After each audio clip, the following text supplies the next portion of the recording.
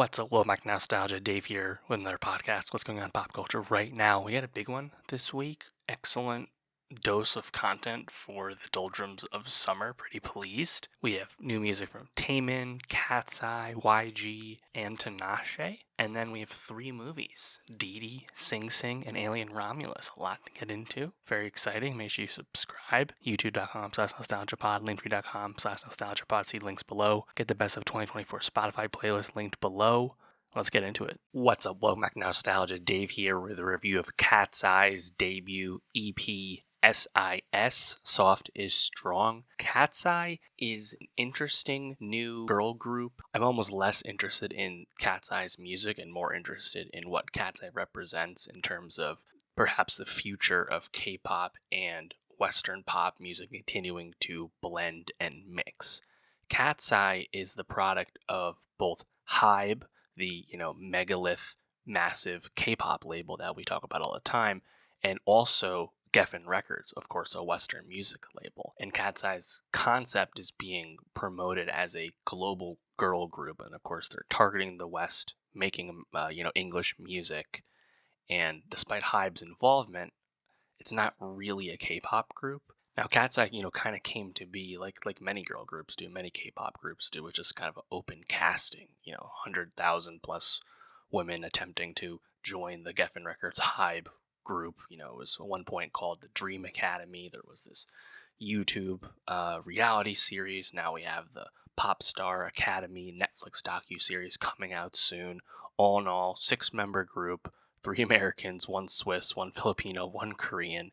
It's diverse, it's multicultural. I think it represents perhaps more the future of Western pop music and less so like the future of K-pop. I have a hard time seeing like KATSEYE being accepted by like the traditional K-pop fan because they're not really making K-pop music at all.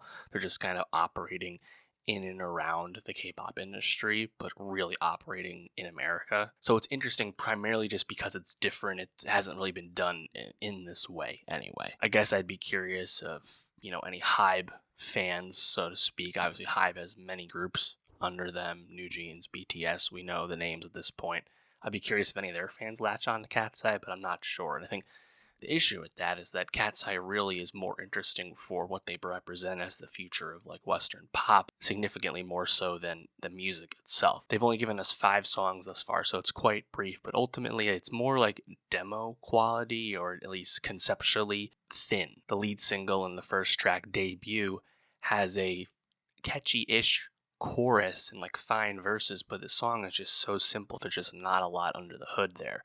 And the second single, Touch, again, it's like pretty undefined and is, I think, brought down by this really repetitive hook. The song My Way, I think, is pretty overproduced, kind of another bad chorus, has some repetitive moments. The last song, though, Tonight I Might, I think clearly is the best song of the 5 thus far, just because it's, I think, more fully formed structure-wise and is pretty down the middle, but thankfully doesn't have any like grating, like repetitive moments. So yeah, KATSEYE is still a completely open puddle of clay here to be molded, and I know Geffen and HYBE have grand plans for this. Obviously, they've invested so much into creating this group and promoting this group, and they're going to continue to do that, but they don't have like a sticky hit single by any stretch right now. If I think about other groups that like kind of debuted to like so-so status, like at least a group like Bad Villain recently on the K-pop side, you can point to like really great rap talent. Like you can see like a path forward for a group like that. With KATSEYE, I don't even think it has much to do with the talent of the members. It's just they're not being given good songs right now. They're not really being asked to do and create all that much right now. So I guess in the quality sense, if you're still interested, it's wait and see, but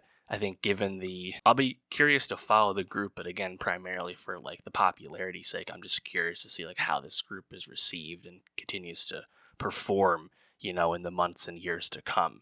And also if HYBE and Geffen have more thoughts like this under their hood, I'd be curious. Because again, I think this, in a sense, is what big labels want to try and do, is make these diverse, like multicultural groups that they think, at least in theory, they can promote in various audiences. So we'll see if that actually works in practice.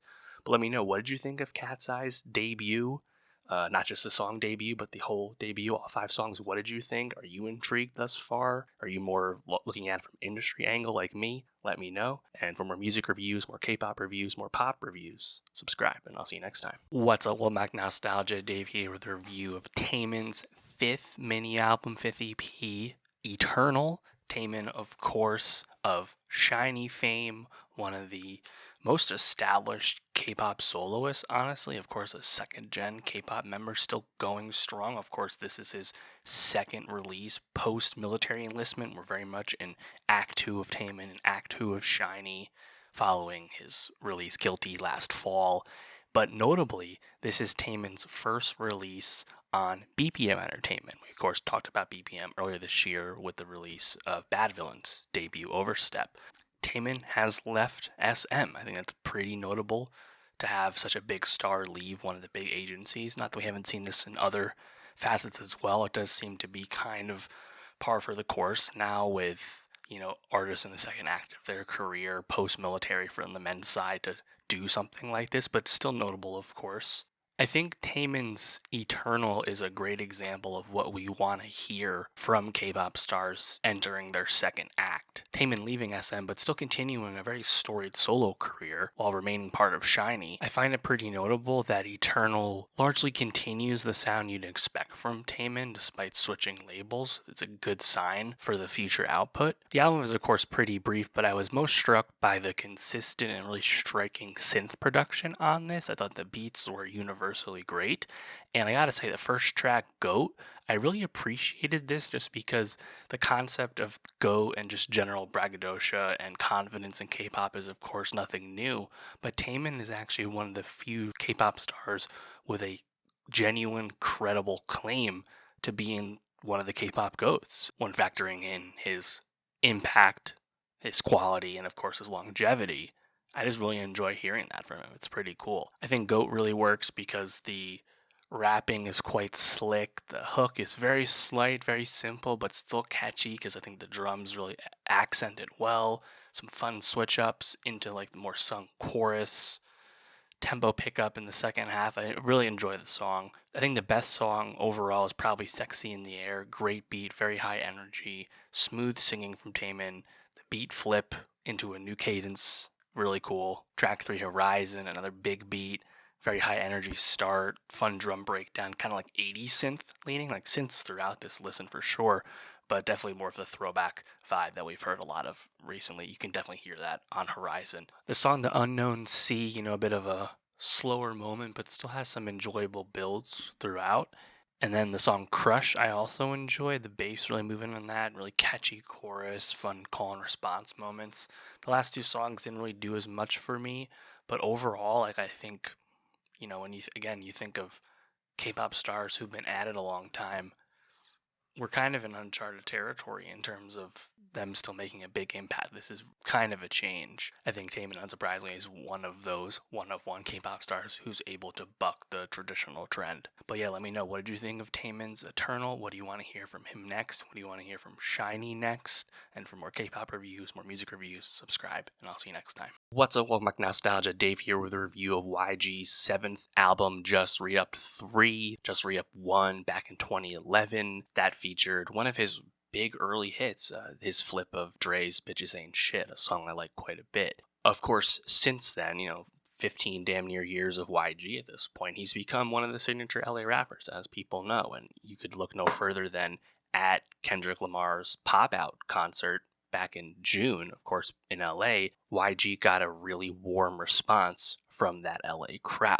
LA loves YG. He's a signature West Coast force. I've been a fan for some time. That being said, I think everyone who's been paying attention knows that YG has been pretty up and down in terms of an album artist.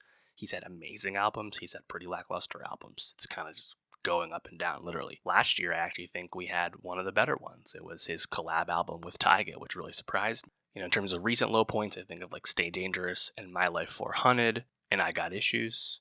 But Just Re-Up 3 to me is definitely better than all those albums. Is it as strong as For Real, For Real? Maybe it's on par with that. Of course, I think we're still below the, kind of classic YG era at this point of, My Crazy Life and Still Brazy. But think Just Re-Up 3 does a good job of giving you the whole mix, the whole experience of what it means to listen to YG. This is a long album with a lot of guests, a lot of features, but most of these guests make a really nice impression and complement YG well. He's been an up and down album artist, but I think this is definitely a up moment for YG's discography. Nothing really reaches the amazing highs of the early days of My Crazy Life and Still Brazy. Like, we're not hitting, like, I think the album conception quality and consistency of those albums, but LA, G-Funk, West Coast sound in general, it's hot right now. YG is capitalizing, and it's great because I've been a fan of his for some time, so I'm happy to see him win. Just kind of going through the songs here, the song Go Brazy, YG, Mustard production, needs no introduction, but I was quite impressed with Baby Stone Gorilla's guest feature. Really great, really big presence on the song. The song OnlyFans also stood out with me with Jay Anderson. Jay Anderson, very smooth, honestly, given a really good Ty Dolla $ign impression. I think this was really fun. She Pretty with Saweetie. This one is funny just because Saweetie and YG have dated in the past. I don't believe they're currently together, but they made a song. You love to see it. I love the thumping horns on that song. Really nice. Street Love, definitely a big surprise, featuring Diamond Platinums, the Tanzanian bongo and Afropop artist. Very fun collab, wasn't expecting it. Also great outro from Diamond, sounds good. Her Way, this one is like an R&B sex jam. Really not for me, not the type of YG I like. Similarly, the next song, It's Giving, with Ty Dolla, same thing, just not really like the YG mode I like. There is softer YG delivery and YG songs that I do enjoy, such as the second to last song, Pimp My Ride. So it's not that I don't like YG when he only, exclusively to bangers. I think the super explicit sex jam stuff is just not really his strength. Malibu with T Grizzly and G Herbo. I mean, this beat, this sounds like a T Grizzly song. It's actually really cool, super hard. I love this one. The way the bass builds and maintains that tempo, really nice. The song Violence is just YG solo. Hard, gloomy, haunting production. YG's closest he can do to drill, I guess you could say. His vocal delivery kind of going up and down as well. This one's really hard. Definitely the classic street banger from him. Rescue Me with Ty Dolla. I like this one better than the other song they did on this album. I think this one's just a bit catchier, especially Ty. Ty's features really nice. Colors, another banger. YG and Mozzie have a storied history as well. They made that collab album a few years ago. This one's pretty cool. Stupid with Lil Yachty and Babyface Ray, one of the singles. I mean, God, this one also surprised me. I think Yachty's great. Awesome rapping from him. He hasn't been rapping too much lately. He's been doing more genre experiments, so it's actually fun to hear a good Yachty flow these days. And also Babyface Ray, I think quite smooth as well. Doesn't get lost in the shuffle. That one's pretty good. Notably, that song has really noticeable sticky flute production. And then I mentioned Pit My Ride, the last song, almost kind of has light guitar, steady bass the whole time, and YG's just really light on his feet, with that flow. And it's a great example again of YG successfully making something that's not a really hard song. So yeah, Just Re-Up 3, like I said, I think this is an up category in terms of YG albums, but not quite as strong as, of course, his early classics. Unsurprisingly, I'm not asking for him to make albums that good anymore. It's whatever. But yeah, shout out YG, shout out West Coast. West Coast is hot right now, as we know. But yeah, what was your favorite song on Just Re-Up 3? What do you want to hear from YG next? Are you going to go see him on tour? I actually am planning to see him on tour in November. Excited. I've never seen him live before because I missed him as an opener once. I got to a show late, so it's a long time coming as a big fan. But let me know what did you think. And for more music reviews, more rap reviews, subscribe. And I'll see you next time. What's up, welcome back to Nostalgia. Dave here with a review of Tinashe's 7th album, Quantum Baby. This is the follow-up to last year's BB Angel. Both albums under 10 songs, 20-ish minutes long. They're really two tandem projects. But of course, Quantum Baby is coming out following Tinashe's breakout summer hit single, Song of the Summer contender, Nasty, from earlier this year. Nasty became Tinashe's biggest hit on the Billboard Hot 100 since, of course, Tuon way back in 2014, 10 years ago. I've been talking about Tinashe for quite a long time. I've been a fan of her for some time. I mean, at this point, she has been making mainstream music and music intended for a big audience in a long time. She's been independent for, 5 years? The RCA deal is long gone. There's been many albums since then. I think it's really awesome that Tinashe was able to find success and hit that TikTok lottery with Nasty, which is both, I think, a great song, a great catchy song in terms of its TikTok appeal, but also has really awesome verses. Like, I think it's both good and catchy. It's really deserved that Tinashe finally got like that bit of good luck and get like all that free promo and find more of an audience, because I think she really deserves it, because she's been making great music for quite some time. You know, in a sense, it's similar to what happened with Charlie X this year. I think Charlie has been more popular and also more celebrated, so it's not quite to the same degree, but it's a similar sentiment in terms of like mainstream acceptance and commercial viability coming up long after it should have. Like, Tinashe just bluntly has been underappreciated for so long. Now, in terms of where Tinashe is at musically right now, I think between BB Angel and Quantum Angel, this angle of like alternative R&B she's up to right now, I think it's good, it's interesting, it's pretty broad, and intentionally not like mainstream at all. I did find her previous era a bit more appealing sonically, like Songs for You, 333. I was a bit more into that, but I still really appreciate what she's up to and continuing with Quantum Baby. Nasty, of course, is more than just the catchiness of the TikTok. Like, her singing, her harmonizing, her range on that song, on the verses, is excellent. And I think Quantum Baby also has another song with excellent hit potential preceding it, which would be No Broke Boys. This is kind of the same mold as Nasty in the sense that it's a banger, it's catchy as hell, has a great chorus and that viral potential in terms of the sing-along nature this time around, but also really great verses that really make the song feel full and complete. I think a song like No Broke Boys is a great example of why Tinashe has been underappreciated, because that's a song that's doing multiple things successfully at the same time. She just deserved more attention for this for a long time. Going through the rest of the songs here, again, it's a short album, 8 songs, 22 minutes specifically. No Simulation, track 1. I like the self-harmony on that. I think the verse delivery itself is very catchy from Tinashe. She's pretty capable, pretty versatile in terms of like her flows, her singing, her cadence, her patter. Like, she kind of does a lot. Track 2, I think, is a big highlight, Getting No Sleep. Nice drums, almost like a K-Tronada vibe with the production. Bit of like a hip-hop cadence from Tinashe. This song, as well as the next one, Thirsty, very sultry material. She's very adept at singing about bedroom escapades, both past and present. Thirsty, I love the bass, the way that one hits as well. The next song, Red Flags, the synths are pretty good. The rhythm on that song almost reminds me of the Kid Laroi Stay, that like really sticky synth that you recognize immediately. The song Cross That Line, I think it's a bit more traditional. Like, she hasn't really been doing that too much lately, but I think it's pretty good. The bass is also nice. And then also When I Get You Alone, really fun chorus, and yet the words from Tinashe, the singing a bit softer than some of the other songs, but the bass is very consistent, and then the outro, yet this really nice switch up. Overall, I like Quantum Baby more than BB Angel for sure. BB Angel did have some songs I liked, such as Needs and None of My Business, but I think Quantum Baby, I think the flow, the concept is a bit more clear this time around, and at least at one point she'd been talking about this being like a trio of albums, so there's at least one more to come.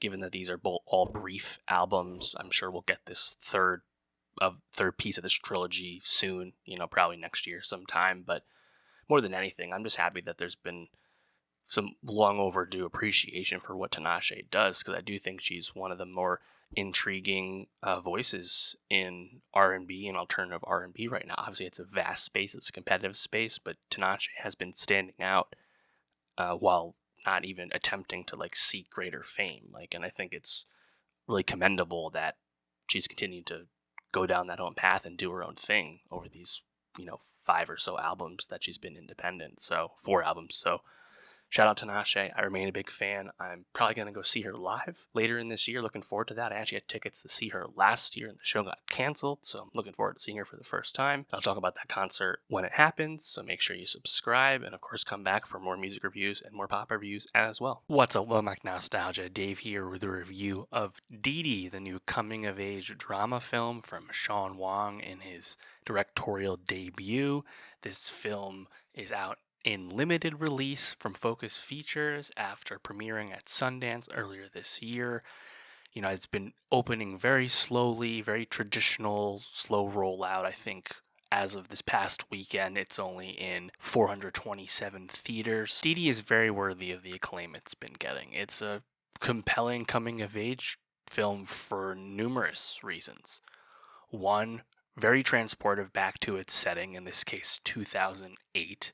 Really great to be with, Facebook 1.0, the MySpace top 8, texting on a flip phone, general cultural attitudes. It's done really well.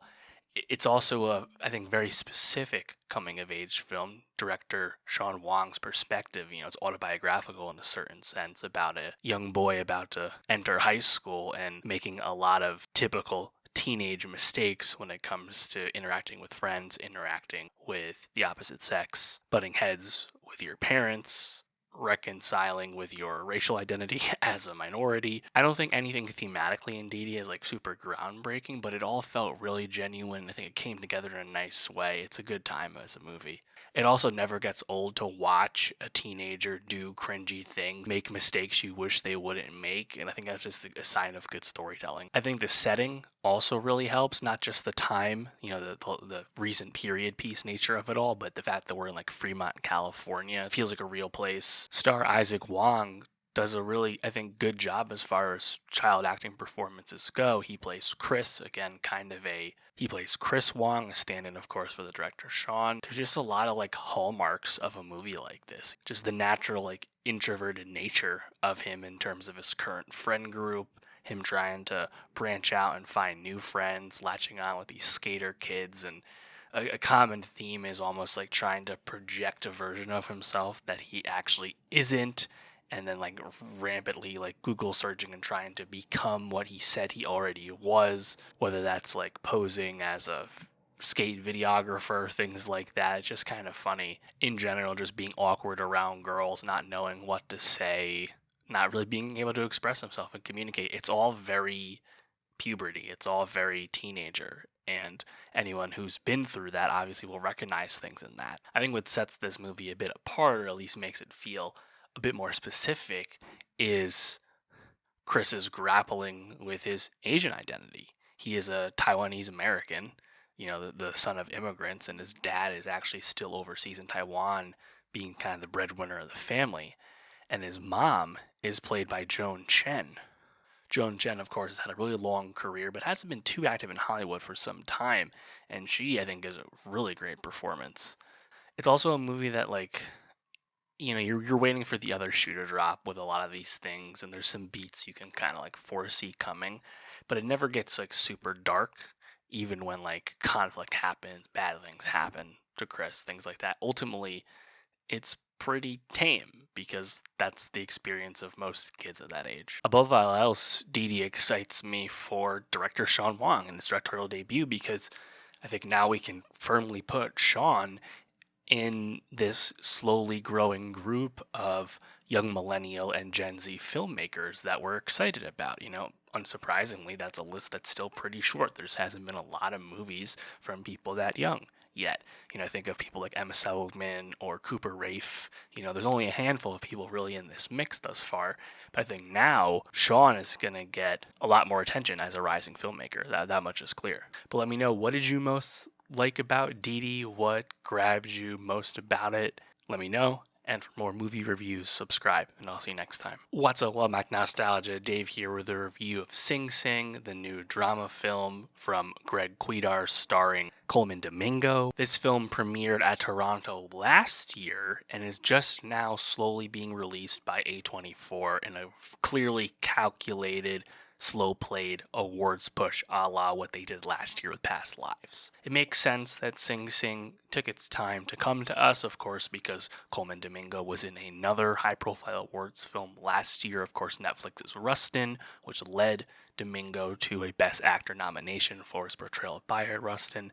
Now Domingo is back in Sing Sing in a movie that I think is significantly better than Rustin. Sing Sing takes place in the titular maximum security prison in Ossining, New York, and it tells the story of the real-life rehabilitation through the arts, aka RTA, program at this prison, where certain inmates were able to express themselves through theater. Coleman Domingo stars as Divine G, the kind of unofficial leader of this group, kind of drives the development of the plays each year, often plays a high-profile acting part as well. He happens to be a man who was wrongly convicted and in jail nonetheless. Paul Raci plays the non-inmate director of the program, and newcomer Clarence Macklin plays Divine Eye, a newcomer to the program. Sing Sing was incredibly moving. I thought this movie was excellent. It is not a preachy prison drama. It's really just, I think, a deeply effective, well-drawn story. Domingo gave a great performance despite not having a more like traditional showstopper, eye-catching final speech that we know he could do as the thespian that he is. But Clarence Macklin is the true revelation of the film because he comes out of nowhere and gives, I think, a really amazing performance that's so central to the movie. And Clarence Macklin comes out of nowhere in Sing Sing because Clarence Macklin is playing a version of himself. He used to be in the RTA program. And then you learn at the end through the title card that everyone else we're spending time with in this program, it's not a two-hander play, it's an ensemble. Everyone else in this group are playing versions of themselves. They are former prisoners. And they all gave great performances, obviously in varying degrees. All parts are not the same size. But man, I think seeing that title card at the end and realizing that all these guys you've never seen before, and be like, wow, they really cast this well, and they're literally playing themselves. It's kind of breathtaking. I think it's a movie that has a handful of really memorable moments, but ultimately I think the script is just really quite tight and takes you through the story in a really nice way. What's kind of fun about the movie is in this instance, the RTA group, they are portraying a kind of ham-fistedly absurdist play. In the past they've done more traditional Shakespeare and things like that, but this time they're doing this kind of time traveling, really multi-layered play, which gives everyone in the ensemble the opportunity to play all kinds of parts. But it's really the, I think, development of the Divine Eye character and the preconceived notions you have about someone like him, a guy who's kind of running the prison yard, clearly still pretty hard, pretty, from the streets, and how he's carrying himself despite being locked up, how you're introduced to him and how he initially treats the RTA program, and then where that character goes, it's not quite exactly what you expect. And I think the movie also kind of subverts where you think that's going to go pretty clearly, in terms of when it comes to clemency hearings and parole hearings that come up later in the movie. One of the great scenes in the film is actually between Coleman Domingo's Divine G and Sean San Jose's character Mike, where Mike and Divine G share a wall, in their cells so they can talk to each other at night. And they have, I think, a really heart-wrenching scene, just talking to each other. It's really moving. And then what happens from there, I think, really drives a lot of the future plot and the future feeling of the characters. There's also a moment towards the end of the film where a since freed former member of RTA comes back to talk to the guys and just talk about his life, talk about the innocuous things he's getting up to as a newly freed man. And it just comes across as so genuine and so real. Also, it's pretty cool to learn that Sean San Jose, who played Mike, is actually one of Coleman Domingo's long-running friends. It really explains how the first, 3/4 of the movie or so, you're wondering why they have such great chemistry together. And that explains because it's real. It's real chemistry, It's pretty cool. The movie's only in a few hundred theaters still. I expect A24 to continue to slow play this one and build that word of mouth in the traditional sense. It's not going to be a blockbuster barn burner, but this is the exact kind of smaller film that is really affecting to the people that watch it. It's the exact kind of movie that gets benefited from the award season and gives a lot of meaning to award season. This movie getting in front of more people because of the prestige that'll be laid upon it is pretty exciting. And frankly, it's the first awards contender to arrive since, of course, Dune Part 2 in the beginning of the year. So I expect this movie to stick around, as the rest of award season slowly picks up as we enter the fall. But Coleman Domingo seems primed for back-to-back Best Actor nominations. And I think this is a performance that, it's less showy than his portrayal of Rustin, because, that Rustin film, bit more of the traditional biopic, but I think Sing Sing is a significantly stronger screenplay, and yet it's a more restrained acting performance because it's not a script that leads Coleman Domingo to, expound at the end and get a real moment to show how great of an actor he is in the capital A sense. And yet Domingo's still so effortlessly knows how to command the screen, and it's really continuing this kind of like late career renaissance that he's been cooking up, I guess, since Euphoria really brought him back into like super mainstream status. So it's really cool nonetheless. So we'll be watching this movie in the awards race, so I'm sure it'll come up more. But when you see it, let me know, what did you think of Sing Sing? What was your favorite moment about it? Are you expecting a best breakthrough performance award for Clarence Macklin? I certainly am. We'll see. But for more movie reviews, subscribe, and I'll see you next time. What's up, welcome back, Nostalgia. Dave here with a review of Alien Romulus, the new science fiction horror film from Fede Álvarez. This is the 7th mainline Alien film, the first since Ridley Scott's Alien Covenant way back in 2017. Been a minute, long anticipated, because even if the Alien franchise is not a massive blockbuster franchise, it is certainly a successful, healthy franchise with a loyal fan base. This, of course, is the first Alien movie since Disney acquired the rights to the franchise following the Fox deal, and some notable shifts were done in the creation, the conception of Romulus. One, of course, you have a new creator in Fede Álvarez, known for his horror work, such as the Evil Dead movies, but I think namely, Alien Romulus was done at the right price point. This movie was made for $80 million. And frankly, I think it looks great. The budget went far for sure. But the key there is that this is a movie that doesn't have to be a massive movie to be successful. And I think that was kind of what felled, Alien Covenant and ended that prequel series from Ridley right then and there, is that those movies ultimately cost too much given the actual popularity of Alien. Unfortunately, I do like those movies quite a lot, especially Prometheus. Ultimately, Alien Romulus is a back-to-the-basics Alien movie in terms of having some familiar story beats, but frankly, I think the movie is successful on multiple levels. It's both very appealing to hardcore Alien fans for what it does for the long-standing Alien lore in terms of asking questions about its world, but it's also quite appealing to a more casual Alien viewer because I think this is a film, like the best Alien movies, has a lot of intelligence, has really effective and intriguing world building. It has great production design. The budget went a long way with this movie. Alien Romulus has some quite clever set pieces. What Alien Romulus does with its synthetic character, I think, is also quite impressive. Certainly didn't see that coming. And I also wasn't quite expecting as much fan service in relation to the original Alien movie and some of the threads from Prometheus and whatnot. I did not expect that to continue and be so layered into Romulus. But ultimately, I think it's fun that they find a way to keep some fan service in this movie, considering Alien is a massive blockbuster franchise. It actually is kind of fun that they were able to sprinkle some of that stuff in. Kayleigh Spaney is the star, Rain, in this film, of course, picking up the mantle of the Alien final girl, of course, made famous by Sigourney Weaver, and then continued more recently by Numi Rapace and Catherine Waterston. Spaney's had a banner 12 months, Civil War, and now Alien Romulus.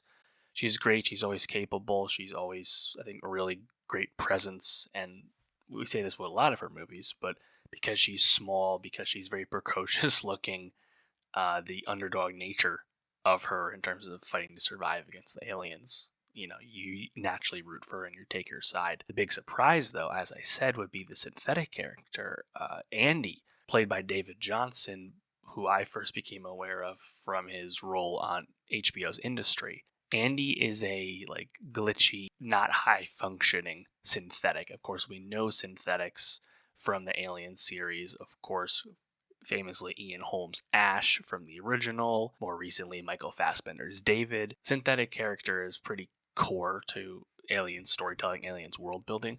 But the Andy character being one who's like a stand-in for someone who's mentally challenged in some way, I think is done in a really kind of clever, unexpected way in terms of the early storytelling here, in terms of you sympathizing with this character in a certain way.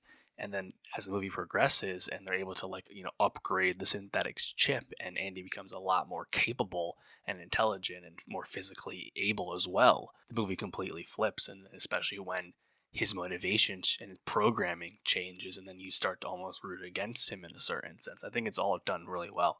And it's also like the biggest character trait for Kaylee Spaney's reign, because she's portrayed from the beginning as someone who's very like selfless and caretaking, and she's always taking care of Andy as her like adoptive brother, even though he's a synthetic that isn't even that helpful.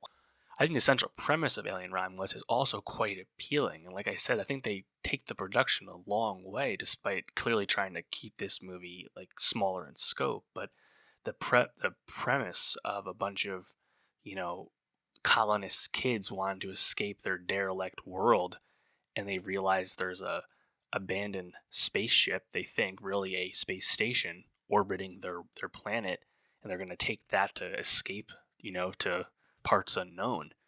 Really smart. And of course the audience, we know right away, oh, surely there's aliens on that space station, surely it's abandoned for a reason, things went wrong.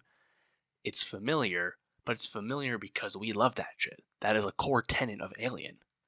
I also really like the beginning, honestly, when we get to be on that colony world and actually see the world of, Alien, the world of living within the sphere of Weyland-Yutani Corporation, right? Like actually seeing like people in the flesh, seeing a colony. I would have liked more time with it, but like it's very Blade Runner-y, right? It's very cyberpunk, and I think that's something that people have always wanted to clamor for, is like just more of that alien world if you're like a big fan. So that was really fun, and ultimately the movie pretty efficiently gets us off that planet onto the space station, I think, in a pretty good manner. Now, I mentioned the connection to the past films. There's some references visually to like the black goo of the prequel trilogy. You don't really have to recognize that, but I thought it was kind of intriguing that we're taking that reference, and Wayland's actually trying to research something more positive, and the way it's pitched anyway. And it's pitched by a specific character, and that, of course, would be this damaged synth they encounter on the space station, Rook, digitally played by the late Ian Holm, aka Ian Holm of the original Alien, playing the android Ash. It's basically another Ash. And obviously, Ian Holm passed away a few years ago, so this is a complete, digital creation. Obviously, nowadays that's certainly AI enhanced, a la Grand Moff Tarkin in Rogue One or Princess Leia. This is something that's become a bit more common. Ultimately, I think ethically it's still a bit challenging. It's certainly a bit of a hang up, especially because you can tell it's not real, even though I think it looks good, like it's effective effects, but it's not real. And that's whether Ian Holm actually is dead or not. Like, even if you don't know who that is, like, you can tell it's like not a real person, right? That being said, I do think the presence of this new Ash actually works kind of well, especially towards the end when it becomes this kind of boogeyman who's trying to program Andy to, serve Yutani's mission and the original mission of this space station, which was based on researching the original xenomorph that Ripley shoots into space at the end of the original Alien movie. Of course, Romulus, from the beginning, we've been told that this is a movie that takes place between Alien and Aliens, so it's the second Alien movie in that stretch there. The movie certainly stands alone and works without like much knowledge of this, but I wasn't quite expecting as much like direct referencing to the original Alien, or even some of the threads from the prequel. I do think it's fun fan service. I don't think it gets in the way of the movie. I think ultimately the movie works like start to finish. Again, more back to the basics, some familiar beats of Alien, but I think it's done pretty good. And what's fun, I think, is there's two really awesome set pieces.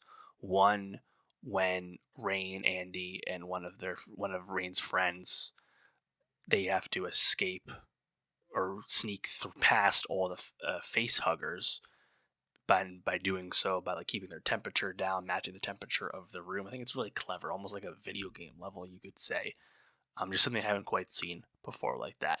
And then also there's a really great like anti-gravity sequence that is, I think red herring or foreshadowed effectively in the beginning of the movie in terms of the gravity being able to be manipulated on the station. But the of course famous acid of the aliens, their blood, so to speak, we know how powerful and lethal it is from all the Alien movies.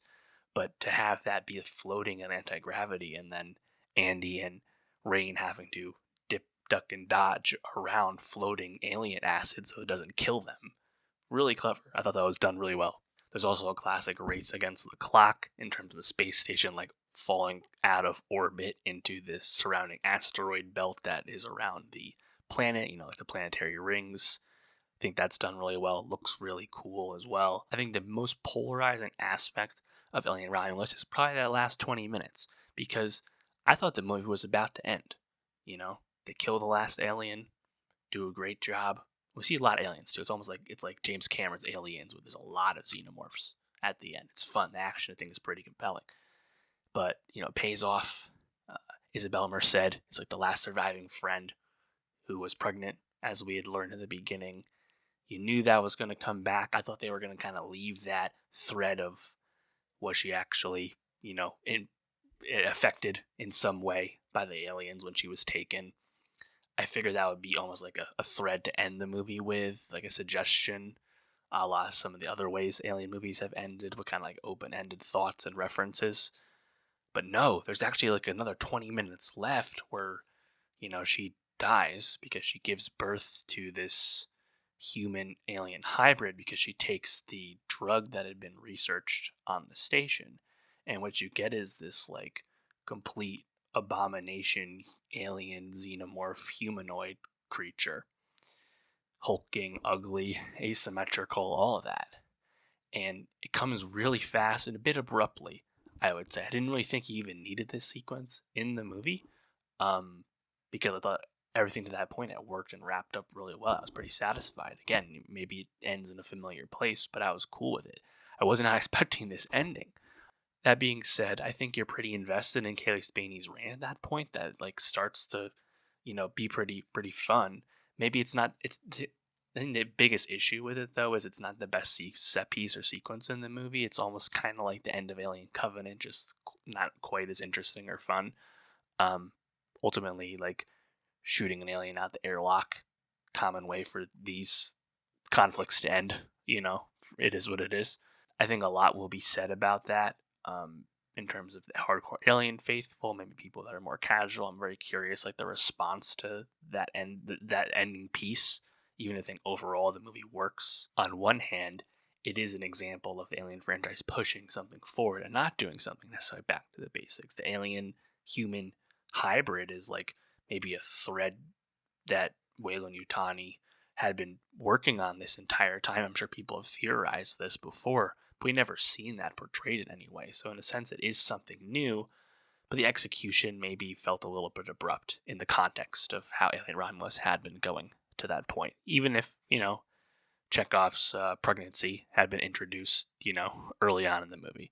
So that being said, really enjoyed Alien Romulus. I mean, it's great to have a mainline Alien film back again, and I think because that Alien is now under the stewardship of Disney and like back on its feet in the film world once again, the fact that they have this movie like cost controlled in a certain way, I think is great for the long-term health of Alien. We're going to get more Alien movies, and they're just not going to be massive blockbusters, but I think that's fine. I think there's a lot of room for creativity in this franchise. It's, it's an old franchise, but it's not one like lacking in any juice at all these days, a la like Terminator, right? Like I think there's a lot of like appetite for Alien. So even if it's not like Marvel level appetite. So looking forward to more Alien movies. Also, of course, looking forward to FX and Noah Hawley's Alien Earth TV series coming out next year. That filming is already wrapped, starring Sidney Chandler and Alex Lawther. Very excited to see more Alien and Alien on the TV screen. Be awesome. But let me know, what did you think of Alien Romulus? What did you think of the perhaps more polarizing aspects? What are you most looking forward to seeing next from the franchise? And for more movie reviews, subscribe. And I'll see you next time. All right, that's going to do for the pod this week. Next week, slightly smaller week, but still some key highlights. Here we have new music from La Tyler and, of course, Sabrina Carpenter, the album At Last. On the TV front, the return of Pachinko Season 2 on Apple TV+. New Zoe Kravitz movie Blink Twice. And I'm also going to get into a new Chinese blockbuster comedy film, Successor, one of the bigger hits over there this past summer. So make sure you subscribe, youtube.com/nostalgiapod, linktree.com/nostalgiapod, see links below. Get the best of 2024 Spotify playlist linked below. Let me know it's good, and I'll see you next week.